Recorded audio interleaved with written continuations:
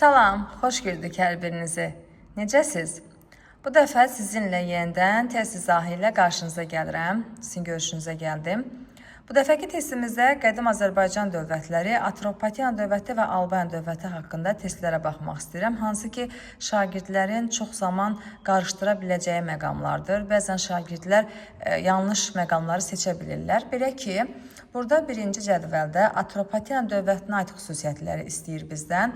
Baryaks üsyanının yatırılması variantı gəlib. Bunun üzərindən xətt çəkəcəm. Çünki nə üçün? Baryaksin üsyanı eramızdan əvvəl 327-ci ildə İskəndər Hindistanda olarkən baş vermişdi. Bu da baş vermişdi Midiya ərazisində. Və burada bu üsyan baş verərkən 327-də hələ Atropatena dövləti yaranmamışdı. Sual isə məndən Atropatena dövlətinin mövcudluğu dövrünə aid olanlar istəyir. Dövlətin yaranmasından öncə baş verdiyi üçün Baryaks üsyanının yatırılması yazısının üzərindən xətt çəkdim. İkinci B variantında yazılıb ki, Makedoniyalı İskəndərin yürüşünə məruz qalması. Biz bilirik ki, Makedoniyalı İskəndər eramızdan əvvəl 323-cü ildə artıq vəfat etmişdi və onun ölümündən sonra qurduğu imperiya kiçik padşahlıqlara parçalanmışdı və bundan sonra Azərbaycanda Atropatena və Albaniya dövlətləri yaranmışdı.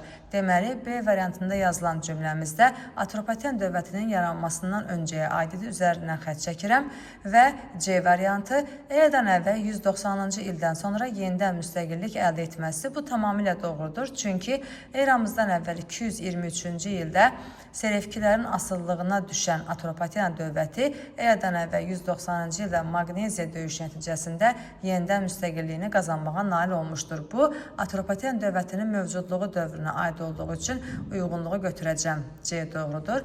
Keçirəm ikinci cədvəlimizə Albaniya dövləti ilə bağlı xüsusiyyətlərə.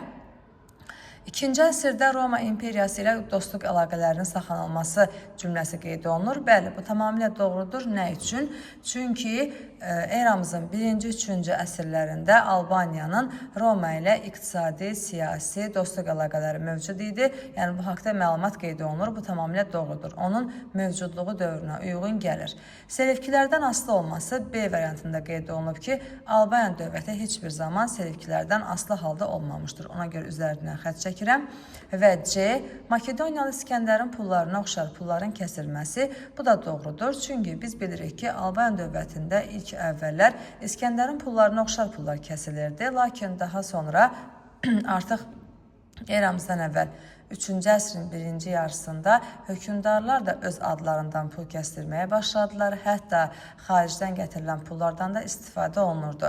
Yəni, hər bir tələbatı, pul tələbatını ödəmək üçün. Ona görə C variantımız doğrudur. 1-ə C, 2-yə A, C. Düzgün cavabımız burada C variantı olacaq. Sağ olun. Növbəti testlərimizə yenidən sizin qarşınıza gələcəm.